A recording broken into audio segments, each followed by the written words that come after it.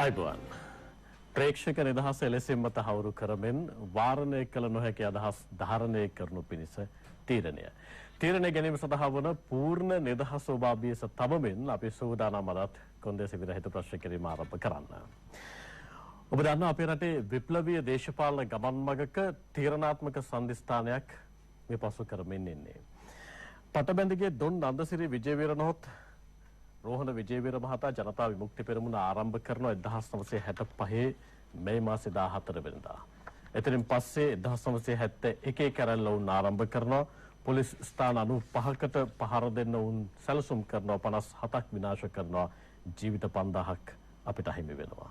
එතනින් පස්සේ 77 ඔහු සිරබාරයට ගන්නවා. 77 සිරබාරයෙන් ඔහු නිදහස් වෙනවා. ඊට පස්සේ යලි 1983 ක්‍රියාවලියක් මතින් ජනතා විමුක්ති පෙරමුණේ පක්ෂය තහනම් වෙනවා. ඊට පස්සේ 1986 දෙවන අරගලය වුන් ආරම්භ කරනවා. 1990 දක්වා දෙවන අරගලය දීගෙන යනවා. නිල වශයෙන් වාර්තා වෙනවා 41813ක් මේ යනවා කියලා.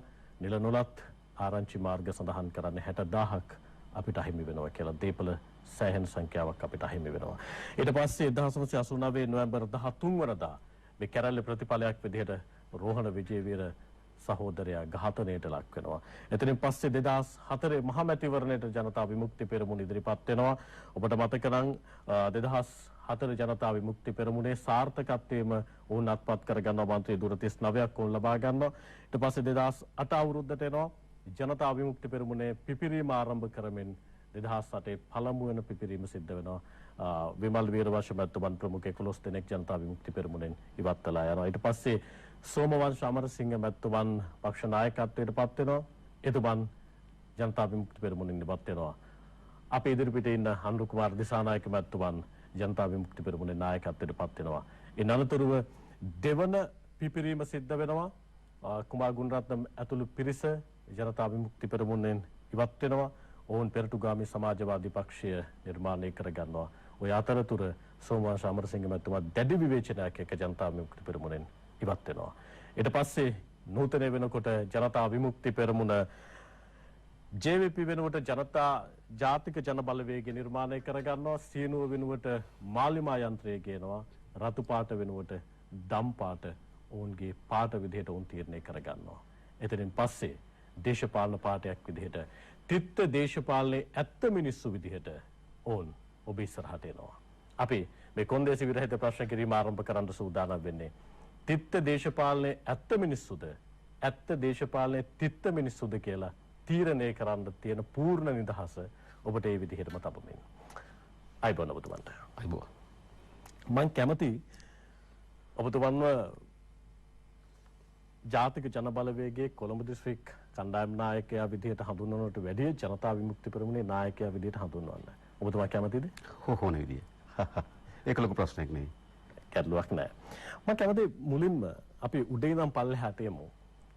ඔබතුමා වර්තමානයේ ජනතා විමුක්ති පෙරමුණේ නායකයා. මම කැමති ඔබතුමා ජනතා විමුක්ති පෙරමුණට සම්බන්ධ වෙනකොට ඉස්සෙල්ලාම කොයි කාල සීමාවකද ඔබතුමා ජනතා විමුක්ති පෙරමුණට සම්බන්ධ වුණේ කියලා තැන ඉඳන් පල්ලෙහාට එන්න. ඊට පෙර මම ඔබගේ පූර්විකාව ගැන යමක් කිය යුතු කියලා මම කල්පනා කරා. අපි එතෙන් නෙමු. මම ඔබතුමාට එතෙන් අවස්ථාවක් දෙනවා අනිවාර්යයෙන්ම. පූර්විකායේ යම් යම් සන්දිස්ථාන තුළ ඔබතුමාගේ පැහැදිලි කිරීමට මම අනිවාර්යයෙන්ම දෙනවා. දැන් වඩාත් යෝග්‍ය නැද්ද? පළමුවට මම ඔබගේ පූර්විකාව ගැන යමක් කිව්වොත්. පූර්විකාවෙන් තේරුම් ගන්න පුළුවන් වැඩසටහන යන කොහටද කියලා. බොහොම හොඳයි. සාමාන්‍ය අපේ ගම්වල කියමනක් තියෙනවා මේ ගුණ හැරෙන්නේ පොල් පෙලේ කන්න කියලා. මම සාමාන්‍යයෙන් අපි දසුන් යක්ෂයන්ට බයයි නම් සොහන ගෙවල් හදන්නේ. අනිවාර්යයෙන්ම. ඒ නිසා යක්ෂයන්ට බය නම් යක්ෂ විමානයට එන්නේ. මේක යක්ෂ විමානයක් කියනව නෙවෙයි.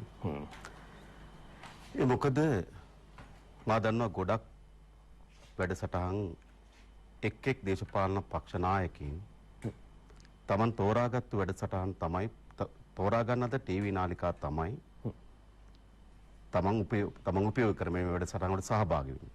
උදාහරණයකට ගත්තොත් පසුගිය ජනාධිපතිවරණයේදී මා මේ විදිහට මේ නාලිකාවට ආවා. තවත් නාලිකාවලට ගියා. හැබැයි ගෝඨාභය රාජපක්ෂ මහත්මයා සහ සජිත් ප්‍රේමදාස මහත්මයා තමන් විසින් තෝරා ගන්න ලද නාලිකාවලට යනවා.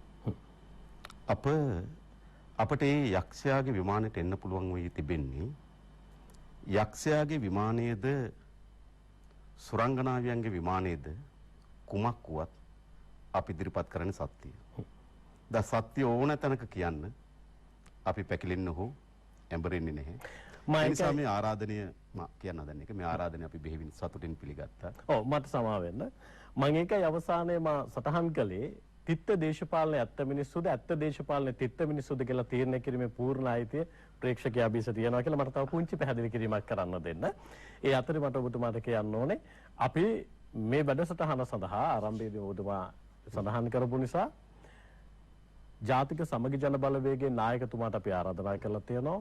එක්සත් ජාතික පක්ෂයේ නායකතුමාට අපේ වගකීම අපි ආරාධනා කිරීම. අපේ වගකීම ආරාධනය කිරීම ඔවුන් එනවද නැද්ද කියන ආරාධනය පිළිගැනීම ඔවුන් සතු වගකීමක්. රනිල් වික්‍රමසිංහ මහත්මයාට ආරාධනා කරලා තියෙනවා එන්න කියලා. එතුමා එන වගේ සඳහන් කරලා තියෙනවා. ඊට පස්සේ අපි සියලුම ප්‍රධාන දේශපාලන ධාරාවේ සියලුම නායකයින්ට මේ වේදිකාවට ආරාධනා කරලා තියෙනවා. කොන්දේසි විරහිත ප්‍රශ්න කිරීමක් වෙනුවෙන්. බොහොම හොඳයි. ඔබතුමා. ඉතින් ඔබ මගෙන් පළවෙනි ප්‍රශ්නේ මා දේශපාලන සම්බන්ධ වේ කවදාද කියලා. මා 1988 වසරේදී. 88 වසරේ. ශිෂ්‍ය දේශපාලනත් එක්ක. ඔව්. ඔබතුමා අධ්‍යාපන හදාරන්නේ? තඹුත්තේක මධ්‍ය මහාවිද්‍යාලය. ඔබතුමා විශ්වවිද්‍යාල අධ්‍යාපනය තුළ මොන විෂය ධාරාවද තෝරගන්නේ? මා භෞතික විද්‍යාව. උපාධිධාරියෙක්. එතනින් පස්සේ ඔබතුමා දේශපාලනයට ප්‍රවිෂ්ඨ වෙන්නේ පූර්ණ කාලීනව? නෑ අපේ දේශපාලනයේ ඛණ්ඩනයක් තිබුණේ නැහැ. අපි 1988 මේ දේශපාලනයට අවතීර්ණ වෙනවා. 1990 මුල වෙනකොට අපි පරාජයටපත් වෙනවා. එනිසා අපි එකිනෙකාට එක එක ආකාරයෙන් තමන්ගේ ජීවිත ආරක්ෂාව වෙනුවෙන් දේශපාලන භූමිකාවන් තෝරාගන්න වෙනවා. සමහර අය වනාන්තර තුල, සමහර අය සිරගෙවල් තුල, සමහර අය විදේශගතව, සමහර අය අධ්‍යාපන ආයතන තුල. අපි මේ අරමුණ වෙනුවෙන් ඒ සෑම තැනකම බොහෝ පිරිස් දේශපාලනයේ රත වුණා. නැවත 1994 ප්‍රසිද්ධ දේශපාලනට අපි අවතීර්ණ පසුව අපි ඉතින් ප්‍රසිද්ධ තලයේ දේශපාලනට අවතීර්ණ වුණා. එනිසා 1988 සිට මේ දක්වා අඛණ්ඩ දේශපාලනයක නිරත වී සිටිනවා. ඔබතුමාගේ රැකියාවක් තියෙනවද? 1988 පාසල් අවදී දේශපාලනට අවතීර්ණ වුණා නම් මේ දක්වා මා කිසිදු මෙහෙම ගත්තොත් ඒ කියන්නේ ස්ථීර මාස් පඩියක් ලැබෙන රැකියාවක් නිරත වෙලා නැහැ. නමුත් විවිධාකාරයේ දේවල් ජීවත් වීම සඳහා එක් එක් යුගවලදී ආදායම් උපයා ගැනීම වෙනුවෙන් වෘත්තීන් හැටි කරලා තිබෙනවා. මම කැමති දැනගන්න මොනවද කියලා. ඔබතුමා කැමති නම් උත්තර දෙන්න පුළුවන්. මම හිතන්නේ ගොඩක් අපි කියලා තියෙනවා. මම හිතන්නේ මීට පෙර ජනාධිපතිවරණයේදී මෙවැනි අවස්ථාවකදී මේ නාලිකාව මම ප්‍රකාශ කරලා තිබෙනවා. ඉතින් අපි මම හිතන්නේ ප්‍රමාණවත් කියලා ගොඩක් දේවල් අපි කියලා තියෙනවා. ඒ ගැන. එතනින් එහාට ආපුවම මට ප්‍රශ්න කරන්න හිතෙනවා එතකොට කොහොමද පුතා ජීවත් වෙන්නේ කියලා. ඔව් මා දැක්කා ගොඩක් අය ওই ප්‍රශ්නේ අහනවා. ඔය ප්‍රශ්නේ අහන්නේ ඔහොම නෙවෙයි. ඔබ ඇහුවේ වෙන විදිහකට. වෙනද ওই ප්‍රශ්නේ අහන්නේ මේ ජනතා විමුක්ති පෙරමුණු අන්තිරූරු වැටුප් ගන්නේ නැත්නම් ඔවුන් ජීවත් වෙන්නේ කොහොමද කියලා. ඔබනේ අහන ප්‍රශ්නේ. සාමාන්‍යයි. ඔබතුමාට කැමති විදිහකට ගන්න පුළුවන්. දැන් සාමාන්‍ය ජනප්‍රිය ලෙස අහන්නේ ওই විදිහට ප්‍රශ්නේ. අතර අපේ රටේ දේශපාලන ගිහිලා තියෙන තැන. අද අපේ රටේ මාධ්‍යවේදීන් දේශපාලකයන්ගෙන් ප්‍රශ්න කළ යුත්තේ කොහොමද? ඔය ප්‍රශ්නෙත් මම එපා කියනව නෙවෙයි. නමුත් ප්‍රමුඛ කරගත්ත ඔබ ඉදිරියට මෙහෙම කෙනෙක් වාඩි වෙනවා නම් ප්‍රමුඛ කළ යුතුයි. මම උදාහරණයකට ගත්තොත් මහින්දානන්ද අලුත්ගමගේ වාඩි වුණා කියලා හිතමු. උදාහරණයකට. ඔබ ඔහුගෙන් ඇහුවොත් ඔබ නාවල ගෙවල් ගත්තේ කොහොමද? නෑ මම නෑ පොඩකින්. ඔබ නුවර ගෙවල් ගත්තේ කොහොමද? නාවල පිට ඉඩම් ගත්තේ කොහොමද? එවැනි දේපලක් රැස් කරගත්තේ කොහොමද කියලා. නිසා ජනතාවද ප්‍රශ්න කරන්න ඕන දේශපාලකයන්ගෙන්. මම තවත් කියනවා රනිල් වික්‍රමසිංහද මහින්ද රාජපක්ෂ මහත්මයා. මම කැමති ඔබතුමාගේ ප්‍රශ්න නෑ. ඔබතුමා කේන්ද්‍ර කරගෙන මම ප්‍රශ්න ඔබ මොකද්ද ධාරණය කළ නොහැකි අදහස්? වාරණය කළ නොහැකි අදහස්. ඒ නිසා වාරණයට සූදානම් වෙන්න එපා. මට මේ ප්‍රශ්න පොඩකින්. රයිට්. ඔබ සියලු ප්‍රශ්න වලට මම උත්තර දෙන්න ලෑස්ති. නමුත් ඔබගේ ප්‍රශ්නේ සාධාරණත්වයේ ප්‍රශ්න කිරීමේ අයිතියක් මට තිබෙනවා. ඒ නිසා මම කියන්නේ අපේ රටේ ඔබට නෙවෙයි මම මේ රටේ පුරවැසියන්ටත් මේ රටේ පොදු ජනතාවටත් ඉල්ලා හිටින දේශපාලකයා ප්‍රශ්න කළ යුතු වෙනවා. ඒ දේශපාලකයා මෙවැනි ධනස්කන්ධයක් උපයාගත්තේ කොහොමද කියලා. දේශපාලක ප්‍රශ්න කළ යුතුයි. ඒ අතර ඔබ මාව ප්‍රශ්න කරනවා. ඒකත් ප්‍රශ්න කිරීම සාධාරණයි. නෑ මා ඉදිරියේ ඉන්නේ පොඩි අනුර කුමාර දිසානායක මැතිතුමා වෙනා මහින්දානන්ද අලුත්ගමගෙන් නෙවෙයි. පළවෙනි උත්තරේ. මම නිසා මම කැමති ඔබගෙන් ඔබ මට යම පැහැදිලි කරන ඉඩ දෙනවද චුට්ටක්? නෑ මම කැමති මේ ඔබතුමාගේ රාමුව ඇතුළට යන්න මගේ රාමුව තීරණය කරන්නේ මම. ඒක උදින් තේරුම් ගන්න. මගේ රාමුව, මගේ සීමාව, මම ගත යුත්තේ කුමක්ද කියන එක තීරණය කරන්නේ මම. ඒ මොකද මම විසින් ඉදිරිපත් කරන සෑම කරුණකටම මම වග කියනවා. ඒක ඔබ හෝ මේ මාධ්‍ය නාලිකාව වගක යුතු නැහැ. ඒ බැඳීමෙන් මම මෙතෙන්ට ඇවිල්ලා තියෙනවා. ඒතර මම ගොඩක් පැටලිවිලට යන්නේ. ඒ නිසා මම හිතනවා අපේ රටේ මාධ්‍යවේදී මේ රටේ ජනතාව පුරුදු විය යුතු තිබෙනවා. දේශපාලකයෙකුගේ ප්‍රශ්න කිරීම වලදී ප්‍රධාන වශයෙන් ගත්තොත් එම මහජනයාගේ ධනය අයිතු ලෙස එක් රැස් කොටගෙන මහා ධනස්කන්ධයක් උපයාගත්තේ කොහොමද කියලා. මා සතුටු වෙනවා මා ඒ ප්‍රශ්නෙට භාජනය නොවි මා ජීවත් වෙන්නේ කොහොමද කියලා ප්‍රශ්නයක් නැගීම පිළිබඳව මා සතුටු වෙනවා පළමු කොටම. මම සතුටු වෙනවා. අපේ පක්ෂෙම ගත්තොත් අපේ පක්ෂයේ බොහෝ අයට තමන්ගේම ආදාය තමන්ගේ පවුලෙන් හෝ තමන්ගේ ඥාතීන්ගෙන් හෝ පරම්පරාවෙන් හෝ එන ලද ආදායම් මාර්ග තියෙනවා. බොහෝ අයට. ඒ වගේම තවත් පිරිසක් ඉන්න එවැනි ආදායම් මාර්ග නොමැති. හැබැයි අපේ පක්ෂයේ කිසි විටකත් තමන්ගේ තියෙන ධනය මත පක්ෂයේ උඩට යනවාද පහළට එනවාද කියලා තීරණය වෙන්නේ නැහැ. මාසිට. එතකොට ආදායම් මාර්ගයක් තිබෙන අය මා දක්වා හිටපු ගමන් අරයට මෙහෙම බිල්ඩින් එකක් තිබ්බා මෙහෙම ගොඩනැගිල්ලක් තිබ්බා කියලා හොයාගන්න ඕනේ. ඔබතුමාට අයර්ලන්තේ ඉඩම් තිබ්බා කියලා කිව්වා. ඉඩම්ද? මට මතක බංගලාවක් කිව්වේ. ඉතින් මෙහෙම කිව්වා. හරිද? මෙහෙම කියනවා. ඉතින් අපි ගණන් ගන්න නැහැ. නමුත් මා කියනවා අපේ පක්ෂය ඇතුලේ යම් ආර්ථික හැකියාවක් තිබෙන අයත් ඉන්නවා ආර්ථික හැකියාවක් නැති අයත් ඉන්නවා. ඒතර අපි ආර්ථික හැකියාව තිබෙන අය තමන්ගේ ආදායම් මාර්ගෙන් ජීවත් වෙන අතර ආර්ථික හැකියාවක් නොමැති අයට අපේ පක්ෂයේ හිතවතුන් සහ අපේ මිතුරන් උදව් කරනවා. සම්පූර්ණ බලා ගන්නව නෙමෙයි. මම හිතන්නේ ඒක හොඳ සංස්කෘතියක් අපේ රටේ ගොඩනගෙන්න ඕනේ. ඒ සංස්කෘතිය ඇතුලේ තමයි මා ජීවත් වෙන්නේ. ඒ සංස්කෘතිය ඇතුලේ තමයි මා ජීවත් වෙන්නේ. ඒ නිසා නිශ්චිත ලෙස මාසික ආදායම් මාර්ගයක් පෞද්ගලිකව මට නැහැ. නමුත් මා කලින් කියපු දේවල් වලින් ආදායම් මාර්ග ජීවත් වීම මාර්ග සකස් කරගෙන තිබෙනවා. ඔබතුමා විවාහකයි. ඔව්. දරුවෝ දෙන්නෙක්ද තුන් දෙනෙක්ද? ඔබට මේ ප්‍රශ්නේ ඔබතුමා දරුවෝ ඉන්නවා. මට දරුවෝ ඉන්නවා.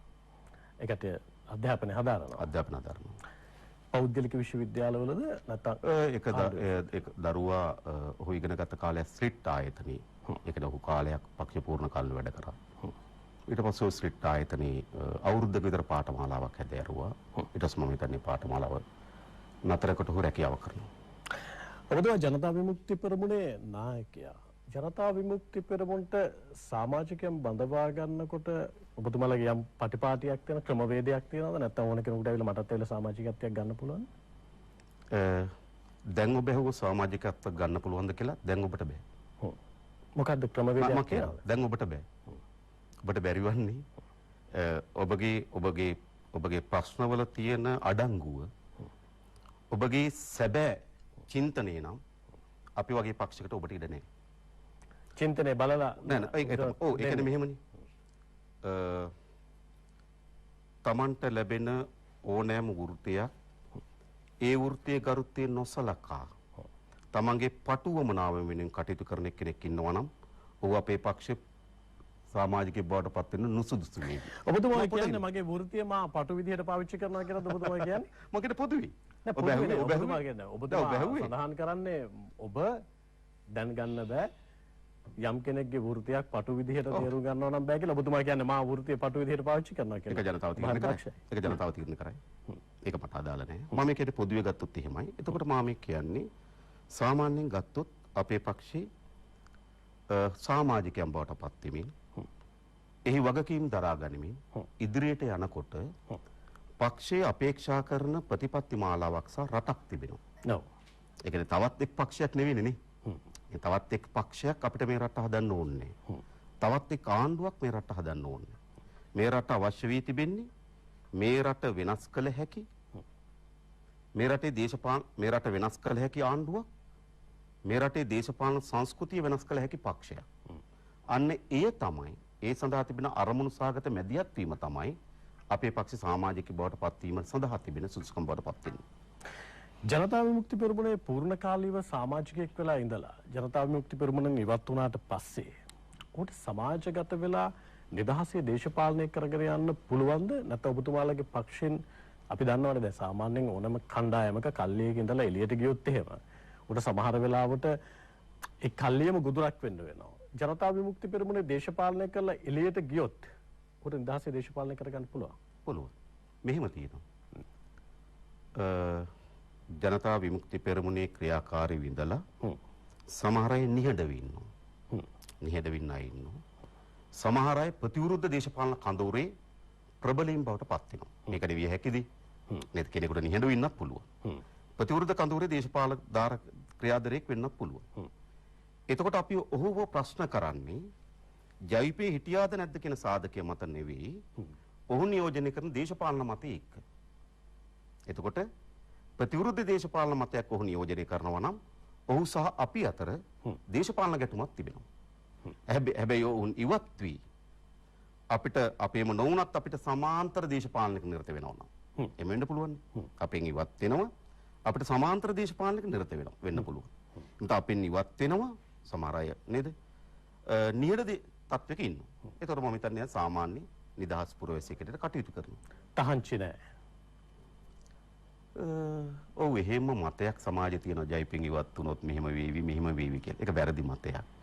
මොකද අපේ දේශපාලන ස්වේච්ඡා ව්‍යාපාරයක්. මා මේ දේශපාලනේ තෝරාගන්නේ මගේ පරම්පරාවෙන් හෝ නේද? තා පියවරුමින් හෝ නේද? එහෙමනේ ගොඩක් දේශපාලනේ නේද? පියවරුමින් හෝ පරම්පරාවෙන් හෝ මට අයිති භුක්තිම දීපලක් ලෙස මා මේ දේශපාලනේ තෝරන්නේ. මාත් මේ දේශපාලනේ තෝරාගන්නේ අප ජීවත් වුණු සමාජ පරිසරේ මගේ ජීවිතයේ එක් රැස් කර තිබෙන අත්දැකීම් මා පොතපත කියවා ඉගෙන ගන්නා ලද දැනුම ඒ විසින් මට බල කරනවා මේ සමාජය වෙනස් කිරීම සඳහා. මා ඒ සමාජය වෙනස් කිරීම සඳහා අවශ්‍ය වෙන මොකද්ද ගැළපෙන දේශපාලන තෝරාගන්න ස්වේච්ඡාවෙන්. ඒ නිසා මම මේ දේශපාලනේ ස්වේච්ඡා ක්‍රියාකාරකී. ස්වේච්ඡා ක්‍රියාකාරකී. එතකොට ඕනෑම කෙනෙකුට තමගේ ස්වේච්ඡා ක්‍රියාකාරීත්වය අත්හරින්න පුළුවන්. ගැටලුවක් නෑ. ගැටලුවක් නෑ. ඔබතුමාට කවදා හරි මරණය හඬ ඇහිලා තියෙනවද? 71 89 86 මේ පිට කාල සීමාව තුළ 1970 කියන මහා දේශපාලනය නෑ. කුඩා දරුවෙක් 89 1989 මරණය අපේ දොරකඩ තිබුණා. මරණය බය දැනලා තියෙනවා. මා හිතනවා ජීවත් වෙන හැම මිනිසෙක්ම ජීවත් වෙන්න ආසයි. බොරුවක් කියන්න අවශ්‍ය නැහැ. හැම කෙනාම ජීවත් වෙන්න ආසයි. හැබැයි එක් අවස්ථාවක් එනවා අරගලී ස්වභාවයේ විසින් තීරණය වෙනවා තමන්ගේ ජීවිතය පරදුවට තබා රට සහ ජනතාව වෙනුවෙන් වැඩ කරන්න. එහෙම අවස්ථාවන්ෙහිදී මා හිතනවා මරණය අලියමුඩු කෙල පිටක් තරම්වත් බයගෙන දෙන කරුණක් බවට පත් වෙන්නේ නැහැ. ඔබතුමාට ඒ අත්දැකීම තියෙනවා. ඔව්. කැමති නම් කියන්න පුළුවන්. ඒක ටිකක් අමීරි අතීතයක්. අපි ඒ අතීතයේ වේදනාව සහ ඒ අතීතයේ බර අපේ හදවත් තුල අපි ගොලි කරගෙන ඉන්නවා. මොකද ඒ අතීතයේ වේදනාවටත් ඒ අතීතයේ තියෙන බරටත් අපි සාධාරණ ඉටු කිරීමේ දේශපාලනයේ නිරත වෙනවා. ඒ මරණය අතීතයේ පිළිබඳව විලාප දීම හෝ අතීතයේ පිළිබඳ කඳුළු වැගිරීම මා හිතන්නේ අවශ්‍ය නැහැ කියලා මම කල්පනා කරනවා. ඔබතුමාට මරණය බය ගෙනත් දුන්නෝ. ඔබතුමාට මරණයේ හඬ ඇහෙනකොට ඒ මරණයට ගොදුරු වුණු අය ගොදුරු කරගත්තු කණ්ඩායම් පිළිබඳව හෝ පක්ෂ පිළිබඳව ඔබතුමාට වැටහීමක් තියෙනවා. ඔව්. 1971 දී සිරිමාව බණ්ඩාරනායකගේ ශ්‍රී ලංකා නිදහස් පක්ෂ ආණ්ඩුව අපේ පක්ෂ මර්ධනය කිරීම සඳහා පළමු මර්ධන අවිය අතට ගත්තා. 1989 දී ජේ.ආර්. ජයවර්ධන රනිල් වික්‍රමසිංහ ඇතුළු එක්සත් ජාතික පක්ෂ ආණ්ඩුව අපේ සහෝදරු දහස් ගණනක් බිලි ගැනීම අලුගෝසම් බවට පත් වුණා. ඊට මෙපිට ගත්තා. ඉන් පසුව 1994න් පස්සේ ගත්තා. මා හිතන මැතිවරණ ගණනාවකදී කිරුළපනේදී අපේ චම්මික සුදන්ත සහෝදරයා ඝාතනය කරා. මාතලේදී අපේ සිරිදේව සහෝදරයා ඝාතනය කරා 94න් පසු. ඒ කියන්නේ පොදු පෙරමුණ ආණ්ඩුව යටතේ චන්ද්‍රිකා කුමාරතුංග ජනාධිපති ධූරය දරපු මහින්ද රාජපක්ෂ මහත්මයා අමාත්‍ය ධූර දරපු ආණ්ඩුව යටතේ ගම්පහදී අපේ නන්දන බාලගේ සොහුරා වෙඩි තබා ඝාතනය කරා. ඒ වගේම අපේ අම්බලන්තොටදී අපේ නයන මායුදු සහෝදරයා ඝාතනය කරා. ඒ නිසා අවස්ථා ගණනාව ඒ වර දහස් ගණනක් නොවුනත් අපි මැතිවරණ ව්‍යාපාරය ඇතුළේ පව අපේ සහෝදරු ඝාතනය කරලා තිබෙනවා. ඒ නිසා ඒ ඝාතනය කරන්නට හවුල් වූවන් ඒ ඝාතනය කිරීමට වූ දේශපාලනය පිළිබඳව හොඳ අවබෝධයක් සහ මතකයක් සහ අත් නොහරින මතකයක් තිබෙනවා. ඔබතුමාලා පක්ෂය වෙනුවෙන් ජීවිත පරිත්‍යාග කරපු අය වෙනුවෙන් ඔබතුමාලා මොකද්ද කරන්න සූදානම් වෙන සාධාරණත්වය? එකක් අපි උත්සාහ කරා විශේෂයෙන්ම 1989 යුගයේ ගත්තොත් 89 යුගයේ තමයි විශාල ප්‍රමාණයක් ඝාතනය වුණේ. ඝාතනය කරනු ලැබුවේ. 94න් පස්සේ අපි උපරිම උත්සාහ කරා ඒ පවුල් වලට යම් ආර්ථිකම වශයෙන් සහනයක් ලබා දෙන්න උපරිම උත්සාහයක් කරා. මා කියන එක 100ක් සම්පූර්ණ වුණාද කියලා ඇහුවොත් ඔබ 100ක් සම්පූර්ණුනේ නෑ. නමුත් යම් උත්සාහයක් අපි ධර්මෙන් තිබුණා. මට මතකයි අපි ශිෂ්‍යත්ව අරමුදලක් පටන් ගත්තා එම දරුවන්ගේ අධ්‍යාපන වැඩ කටයුතු සඳහා. ඒ වගේම දිස්ත්‍රික් මට්ටමේ අපි කරුණු හොයලා බලලා ඒ පවුල් වලට උදව් කිරීම සඳහා යම් ප්‍රයත්නයක් උත්සාහයක් අපි දැරුවා.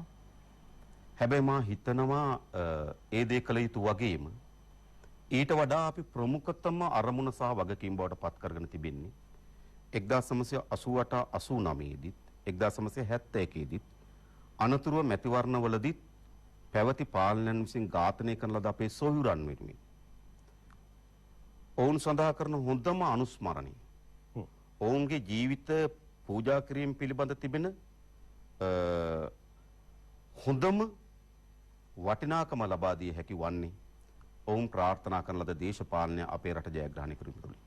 ඒ නිසා අද අපි මේ දේශපාලන ක්‍රියාකාරකයන් බවට පත් කරන්න ඒ අනුස්මරණයන් ඒ අතීතයන් නිරන්තරයෙන් අපිට පහන් තැඹක් වගේ අපිට මඟ පෙන්වනවා.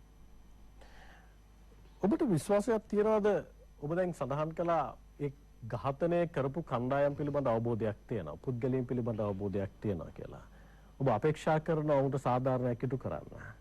පහුගිය දේශපාලන භාවිතාවත් එක්ක ඔබ විශ්වාස කරනවාද ඔවුන්ට සාධාරණයක් ඉටු කරලා දෙන්න පුළුවන් කියලා? ඔවුන් වෙනුවෙන් වන්දියක් ඔවුන් ළඟට අරන් දෙන්න පුළුවන් කියලා දේශපාලන භාවිතාව තුළ. චුට්ටක් ඔබ පැහැදිලි කරු. දැන් ඔබ සඳහන් කරනවා මම සඳහන් කරපු කමට පැහැදිලි. ඔබගේ ප්‍රශ්නේ. ඔව් 89 ඔබ මේ දේශපාලනය තුළ පීඩනය තුළ නැත්නම් අනිත් පැත්තෙන් ඝාතනයන් තුළ ඒ සඳහා යොමු වෙච්ච කණ්ඩායම ඔබ දන්නවා කියලා.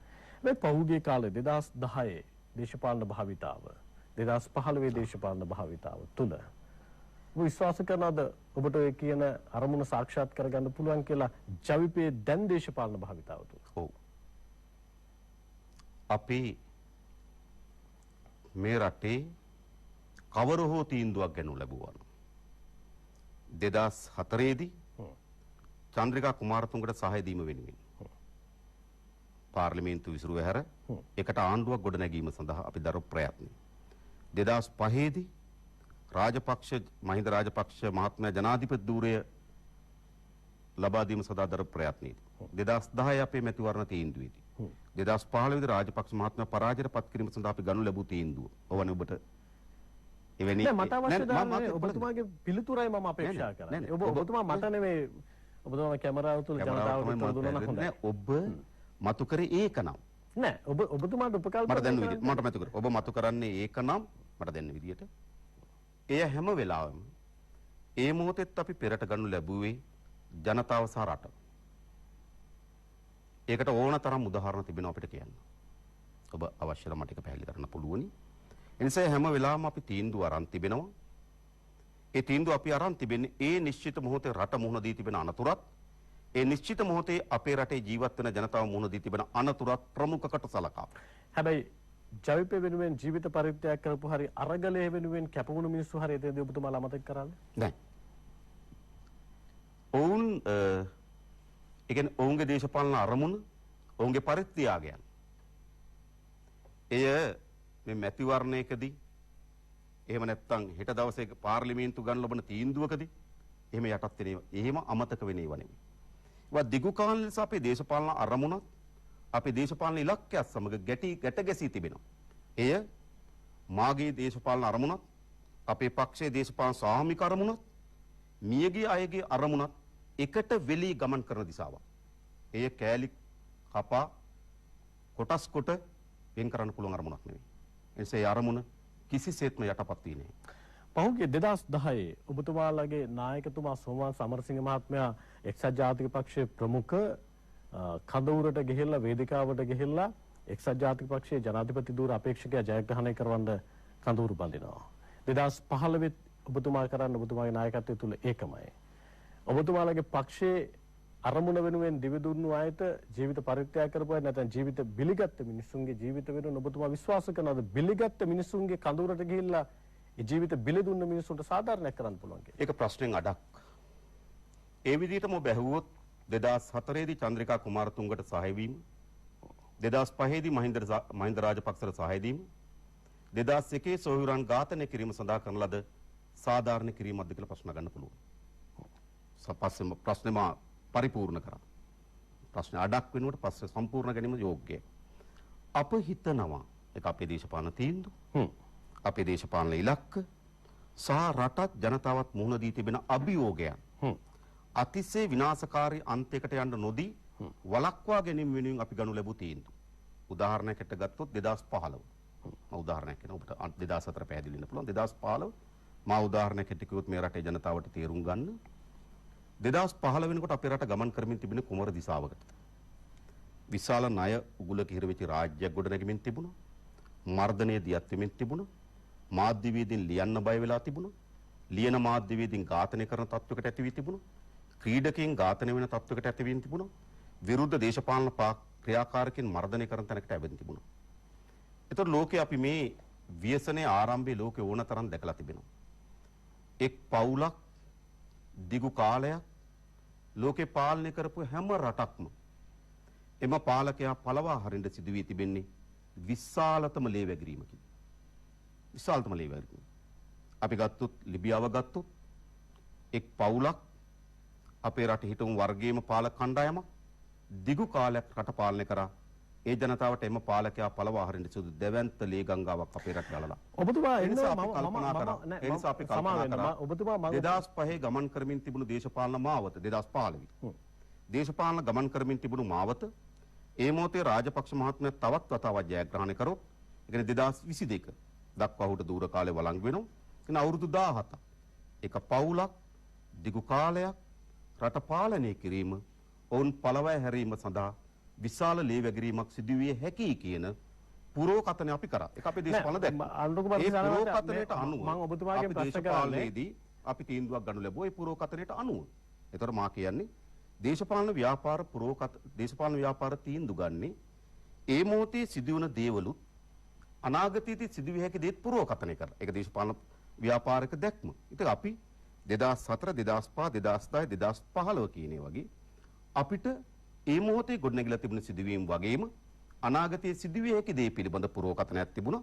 ඒ පුරෝකථනයන් අනුව අපි තීන්දුවක් ගනු ලැබුවා. ඒක තමයි අපේ පැත්තෙන් ඒ තීන්දුව ගැනීම සඳහා බල කරලද හේතුව. ඔබතුමා සරලව ගත්ත උත්තරේ ඔබතුමා පැහැදිලි කරේ 2015 ඔබතුමාගේ දේශපාලන භාවිතාව 2015 ජනාධිපතිවරණයේදී ඔබතුමා ගත්ත තීන්දුව 89 ජීවිත පරිත්‍යාග කරපු අයට සාධාරණයක් ඉටු කිරීම වෙනුවෙන් වෙන්නේ කොහොමද? දායක වෙන්නේ කොහොමද? එතරයි තියෙන ප්‍රශ්නේ. අපි සාධාරණ ඉටු කරන්නේ අපේ මියගිය සොහුරන්ට වගේම මේ වෙලාවේ ජීවත් වෙන ජනතාවට. මට සමා වෙන්න අපි ඉක්මනට වෙලා බලමු. ඒ වගේම මේ රටට. අපි ඉක්මනට වෙලා බලමු. ඔබතුමාට. ඔව්.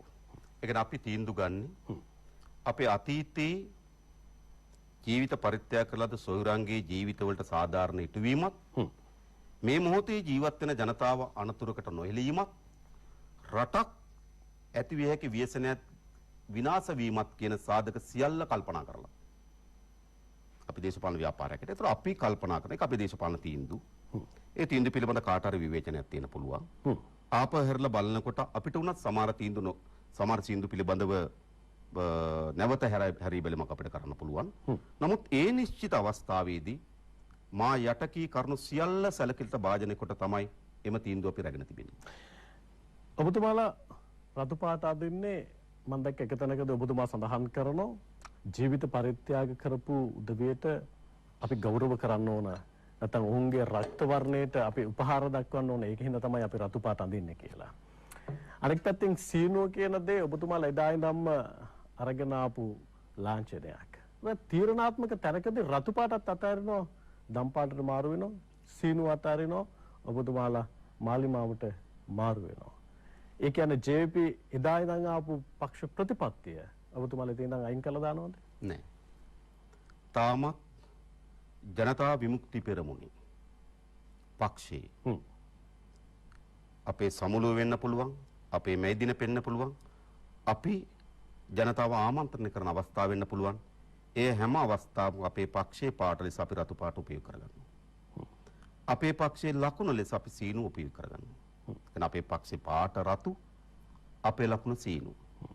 හැබැයි අපි කල්පනා කරා මේ රට මුහුණ දී තිබෙන අභියෝගයන්ගෙන් ගොඩ ගන්න. ඒ කියන්නේ මේක සාමාන්‍ය තත්වයක් නෙවෙයි. කෙටියෙන් කියන්නම් ආර්ථික විශාල ලෙස බිඳ වැටී තිබෙනවා. අපේ රටේ දේශපාලන සංස්කෘතිය විශාල පරිහානියකට ගොස් තිබෙනවා. දේශපාලන ව්‍යාපාරයක් බවට පත් වී තිබෙනවා. ඈත ගම්මානවල ඉන්න ජීවත් වෙන ජනතාවගේ ජීවිත මිනිස් දූවිලි බවට පත් වී තිබෙනවා. ඒ නිසා මේ රට මුළුමනින්ම නව පරිවර්තනයට ලක් විය යුතු අවධියක ඉන්නවා. ඒ නව පරිවර්තනය සඳහා මේ රට ගෙන යාම සඳහා පක්ෂයක් හැටියට අපි එහි සුවිශේෂී කාර්යභාරයක් ඉටු කරනවා. හැබැයි අපි දන්නවා පක්ෂයට එහා යන තවත් පක්ෂෙන් එළියේ ඉන්න තවත් සංවිධාන, තවත් පුරවැසියන්, තවත් පුද්ගලයන් විශාල ප්‍රමාණයක් ඉන්නවා. ඒ කියන්නේ මේ දේශපාලන ගැන කලකිරලා ඉන්නේ අපි විතරක් නෙවෙයි. මේ රට වෙනස් කිරීම සඳහා අරගල කරන්නේ අපි විතරක් නෙවෙයි. මේ වෙනස් කිරීම සඳහා අදිෂ්ඨානකින් යුතුව කතා කරමින් ඉන්නේ අපි විතරක් නෙවෙයි. තව බොහෝ අය ඉන්නවා. ඒ නිසා අපි කල්පනා කරා මේ සියලු දෙනාටම එක තැනකට එන්න පුළුවන් වේදිකාවක් අපි නිර්මාණය කරන්න ඕන කියලා. ඒතකොට ඒ වේදිකාව ජනතා විමුක්ති පෙරමුණ නෙවෙයි. ඒ වේදිකාව තමයි ජාතික ජන බලවේගය. ජාතික ජන බලවේගයේ ජනතා විමුක්ති පෙරමුණට තව කවුද ඉන්නේ? විශේෂයෙන්ම අපි හිතනවා අපේ රටේ පැරණි වමේ ව්‍යාපාරයත් එක්ක කටයුතු කරපු වාමාංශික ව්‍යාපාරයන් ගණනාවක් ඉන්නවා. ඒ වගේම අපේ රටේ විශ්වවිද්‍යාල නීතිඥ ශාස්ත්‍රයන් ඉන්න වියතුන්ගේ විශේෂයෙන්ම ජාතික විද්වත් සංගීතය මම හිතන අපේ රටේ තියෙන ප්‍රබලතම වියතුන්ගේ සංවිධානය මේක නියෝජනය කරනවා. ඒ වගේම කර්මාන්තපුර ආශ්‍රිතව ඒ අයත් එක්ක වැඩ කරන සංවිධාන නියෝජනය කරනවා. ඒ වගේම තරුණ සංවිධාන නියෝජනය කරනවා. මෙවැනි සංවිධාන ගණනාවකගේ එක සංවිධාන 28ක වගේ එකතුවක් මේ තුල තිබෙනවා. ඒ වගේම සිවිල් බුද්ධිමතුන් සිවිල් පුරවැසියන් මේ නියෝජනය කරනවා. ඒ නිසා සියලු දෙනා එකතු වෙලා හදපු මධ්‍යස්ථානයේ ඒක ජයිපි නෙවෙයි.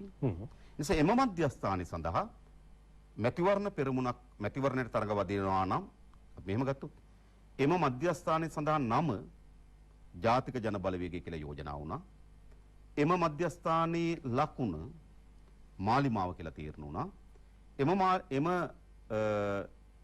එම මධ්‍යස්ථානය තමගේ ප්‍රචාර වැඩ කටයුතු නේද?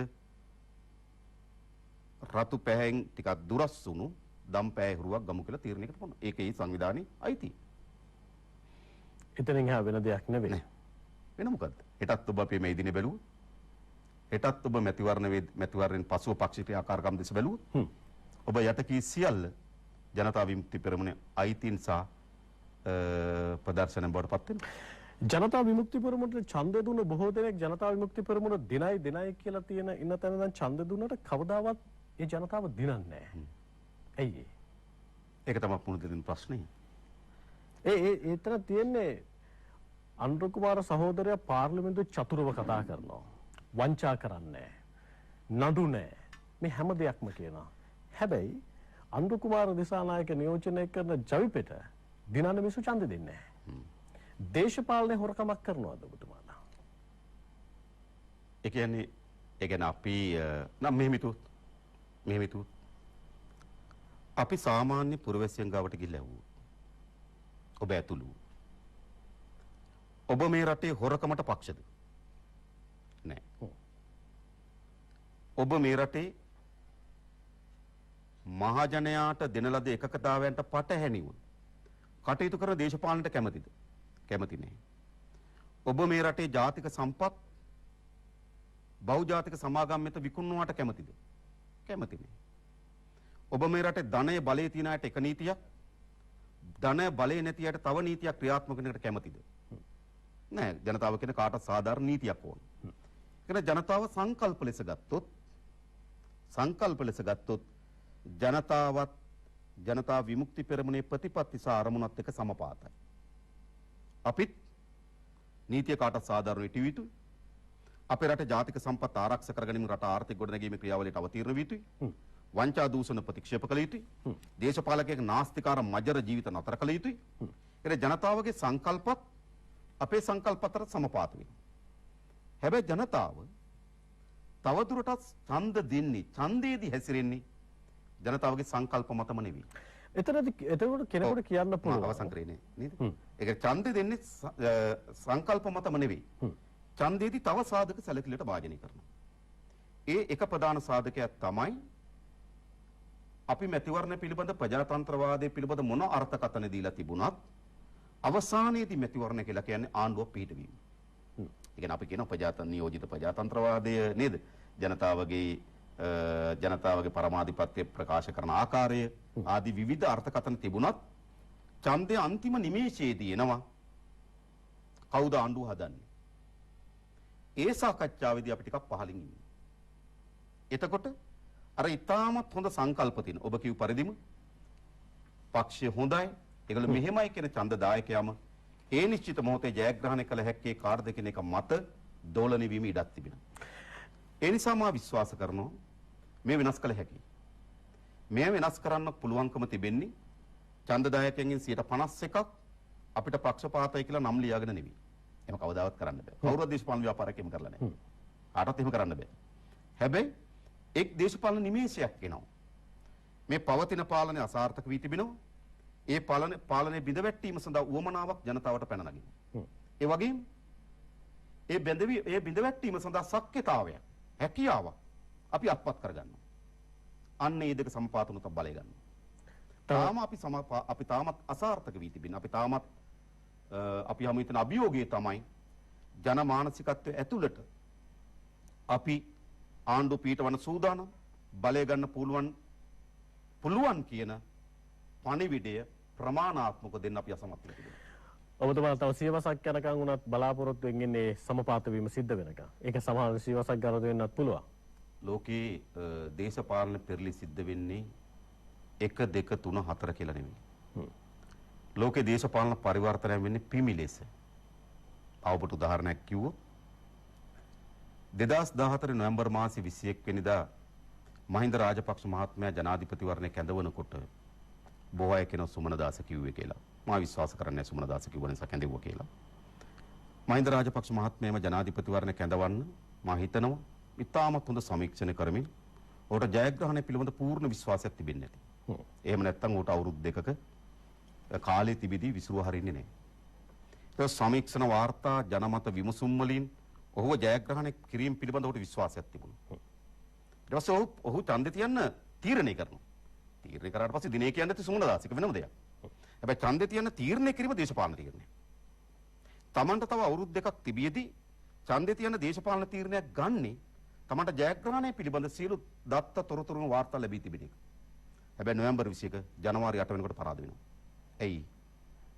දේශපාලන පරිවර්තනය වෙන්නේ 1 2 3 ලෙස නෙමෙයි. ඔබතුමාලා දේශපාලන පරිවර්තනය වෙන්නේ පිමි ලෙස. එහෙනම් පරිවර්තනයක අපේක්ෂාවෙන් ඉන්නේ අපි පිමි ලෙස දේශපාලන පරිවර්තනය වෙනුවෙන් කටයුතු කරන එක. ඔබ ඇහුවා? ඒක සියවසක්ද? අපි ඔබට එක සාතික කරනවා. අපේ પરම්පරාව එක අවසන් කරනවා. කෙනෙකුට කියන්න පුළුවන් දැන් ඔබතුමා හොරකම් කරන්නේ වංචා කරන්නේ පක්ෂය පිළිබඳ විනයක් තියනවා කියන පක්ෂය පිළිබඳ යම් පැටහීමක් තියෙනවා. හැබැයි ඔබතුමාලට ඡන්දේ දුන්නාට පස්සේ ඡන්දය අරගෙන වෙන දේශපාලන භාවිතාව පිළිබඳව මේසොන්ට පොඩි ප්‍රශ්නයක් තියෙනවා. ඒක නෙවෙයිද මට උදාහරණයක් කිව්වොත් ඒක ඔබතුමාලා ජනතා විමුක්ති පෙරමුණේ වාමවාදී කඳවුරේ ඉඳන් දේශපාලනය කරලා ඡන්දය අරගෙන දක්ෂිනාංශික කඳවුලට අනියමින් සහාය දෙනවා. මේ භාවිතාව නෙවෙයිද ගැටලුව? මට උදාහරණයක් කිව්වොත් මේ අවස්ථාවන් කියලා. ඔබතුමා පහුගිය ආණ්ඩු කාල සීමාව තුළ සහාය දැක්වීම. දින 100 ආණ්ඩුවට සහාය දැක්වීම. 2015 ජනවාරි මාසේ 8 වෙනිදා ඒ පාලනය ගොඩ නැගුණාට පසුව අපිට උවමනාවක් තිබුණා. යම් ප්‍රජාතාන්ත්‍රික ප්‍රතිසංස්කරණ වෙනුවෙන් අරගලයක් අපිට තිබුණා. ඒතර ඒ අරගලය කර ගැනීම සඳහා අපි උත්සාහයක් දරුවා. හරිද? ඒක වැරදිද? ඒ අරගලයේ ප්‍රතිඵලයක් හැටියට තමයි අපි විශ්වාස කරන 19 වෙනි සංශෝධනය අද අපේ රට ඇවිදින කරකෝප්පුවක් බවට පත්වීමට තිබුණු ඉඩකඩ අවුරුපු ස්වාධීන මැතිවරණ කොමිසම බිහි වෙන්නේ. ඒ අරගලයේ ප්‍රතිඵලයක් 19. ඒ වගේම අපේ රටේ ශක්තිමත් විගණන පනතකට අදාළ වෙන පරිදි. ඒ කියන්නේ අපේ රටේ විගණනයේ ඒක මුලාවක් බවට පත් වී තිබුණා. විගණන කොමිසම ස්වාධීන බලයේදී ඒක යම් ප්‍රමාණයක ශක්තිමත් එකක් බවට පත් වෙන අරගලයේ ප්‍රතිඵල. ඒ වගේම තොරතුරු දැනගැනීමේ පනත. ඒ පනතත් අපේ රටේ ජනතාවට ආණ්ඩුවක් ගනු ලබන තීරණ පිළිබඳ දැනගැනීමේ යුක්තිසහගත අයිතියක් තියෙනවා. ඒ අයිතිය නීත්‍යානුකූලව තහවුරු කරේ තොරතුරු දැනගැනීමේ පනත. ඒ නිසා අපිට ප්‍රජාතන්ත්‍රවාදය පිළිබඳ අරගලයක් තිබුණා. ඒ අරගලයට හිත අපි දායක වී තිබෙනවා. අවසානයේදී ඒ දින 100 නැගිටලා අප්‍රේල් 10 ජනවාරි 8 අප්‍රේල් 10. ඒ කියන්නේ මාස 3කට ආසන්න කාලයක් අපි මේ ප්‍රයත්නයේදී තිබෙනවා.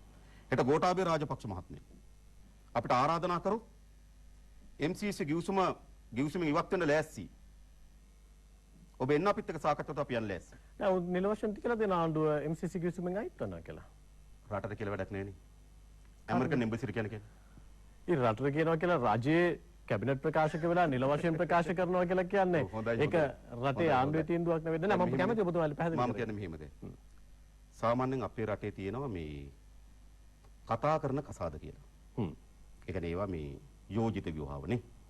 ඒ කියන්නේ එක පිරිමියගේ පාර්ශ්වයෙන් ගිහිල්ලා ගැහැල්ලමගේ පාර්ශ්වය බලනවා, ගැහැල්ලමගේ පාර්ශ්වයෙන් ඇවිල්ලා පිරිමිලමගේ පාර්ශ්වය බලනවා. ඒතර ඒවා යෝජිත ව්‍යුහව. යෝජනා වෙනවා. ඒතර එක විටකදී මේක පාර්ශ්වයක මේක අත්තරින්න සූදානම් වෙනවා. අත්තරින්න වුණාම ගමට කියලා වැඩක් නැහැ නේ. අත්තරින්න වුණාම කියන්න ඕන අර කතා කරපු කෙනාට. ඔයාගේ ගැහැල්ලමයක් බලන්න ආවා මිත්‍රයා අපේ පුතා උට අකමැත්තක් තිබෙනවා. ඒ නිසා මේ ක්‍රියාදාම ඉස්සරහට යන්නේ නැහැ කියලා. මෝ ගමේ කියලා වැඩක් තියනවද ඒක? දැන් මේ මාධ්‍ය සාකච්ඡාවක් ඇඳලා බඳුල කියලා වැඩක් නැහැ.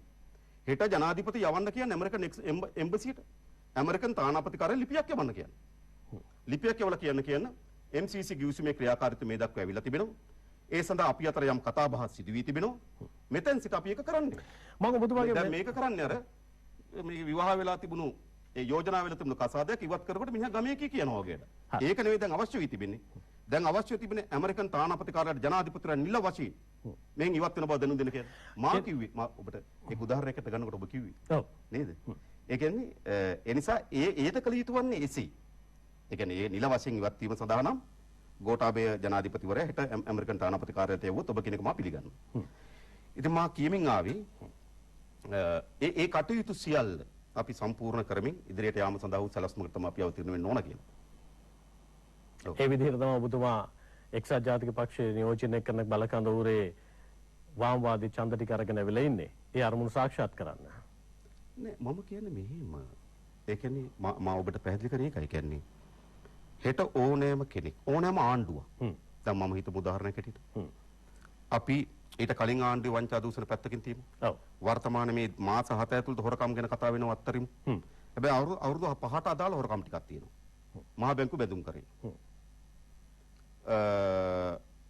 ආනයනික සතුන් ගෙන්වීම. මීහරක් ගෙන්වීම. එළහරක් ගෙන්වීම. ඔව් වර්ගෙත් මොකක් හරි හරක් වර්ගෙක් ගෙන්වීම. ඊට පස්සේ වීඅලවි මණ්ඩලයේ වංචා දූෂණ. ගල්ලංගුරු ගෙන්වීම සිදු වංචා දූෂණ. මොකද අධිවේගී මාර්ගවල සිදු වී තිබෙන වංචා දූෂණ. ආදී කරුණු ගණනාවක් පිළිබඳව අපි පැමිණිලි දාලා තියෙනවා. ඔව්. හෙට ගෝඨාභය රාජපක්ෂ මහතා අපිට ආරාධනා කරොත් මෙන්න මෙහෙම පැමිණිලි ඔබතුමාලා විසින් දාලා තිබෙනවා. මේ සඳහා ඉදිරි නීතිමය ක්‍රියාමාර්ග ගන්න අපි ලෑස්ති. අනුර ඕගොල්ලන්ට තියෙන තොරතුරු ඇවිල්ලා මට දෙන්න කිව්වොත් අපි ලෑස්ති. ඔබ කියන්නේ ඒක වමේ දේශපාලන ගෝඨාභයට උකස් කිරීමක්ද? නෑ.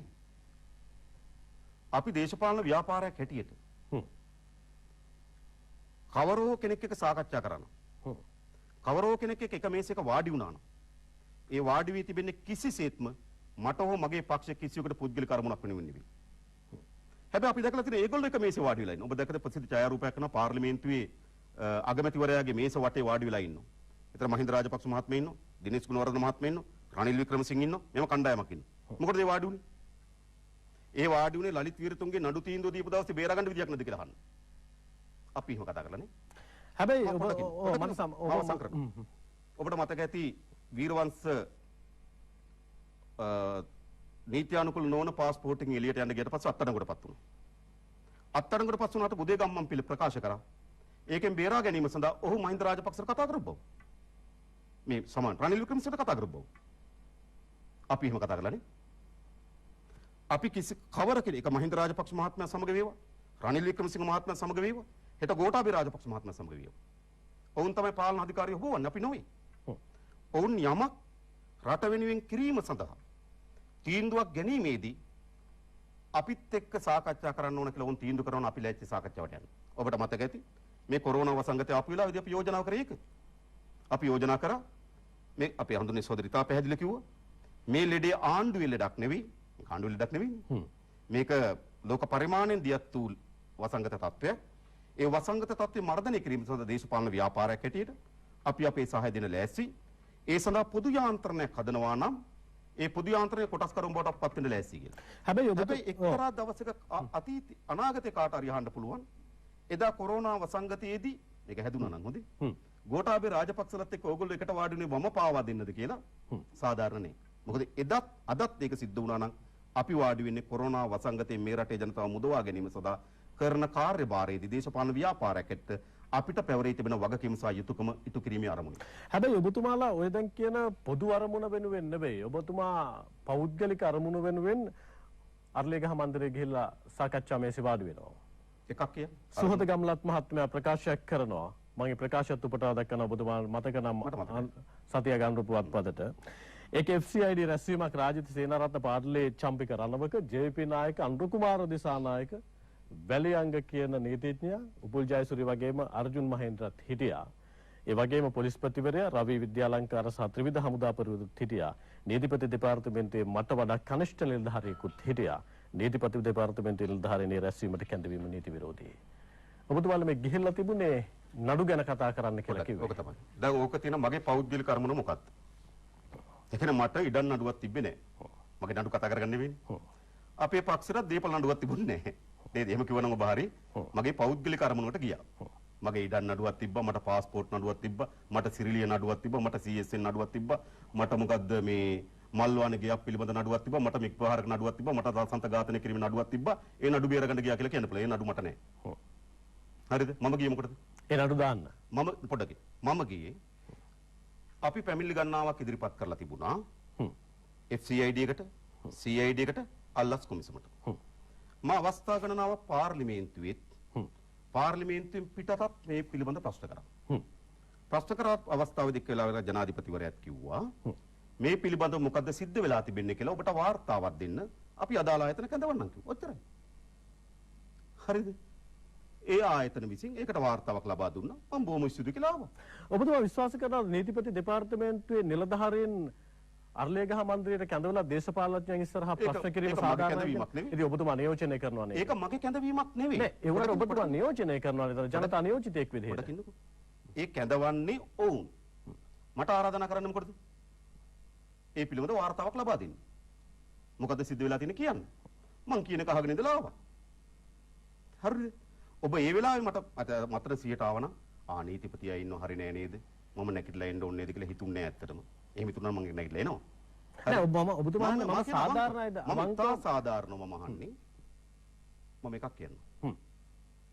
දසුන් ඔබ හිතනවා නම් මේ දේශපාලකයන් නිදහස් කරන්න දේශපාලකයන් නඩු දාන්න මේ වගේ ලොකු සභා ඇතුළේ වෙනවා කියලා ඒ දේශපාලනය පිළිබඳවත් මේවට බලපෑම් කිරීමේ ආකාරය පිළිබඳව තියෙන අවම දැනුම. නෑ බෑ එතන කියනවනේ පැහැදිලිවම. සාමාන්‍යයෙන් අපේ රටේ සිදුවී තිබෙන දේ තමයි අදාළ ආයතන ප්‍රධාන දුරකථනයෙන් කතා කොට බලපෑම් කිරීම තමයි රාජ්‍ය නිලධාරීන්ගේ ස්වභාවය. රාජ්‍ය නායකයන්ගේ ස්වභාවය. මම ඒක උන්ින් දන්නවා. මා පෞද්ගලිකව මා අනිත් අයගෙනව කියන්නේ නේ. මගේ මා පිළිබඳව මාව කියන්න ඕන.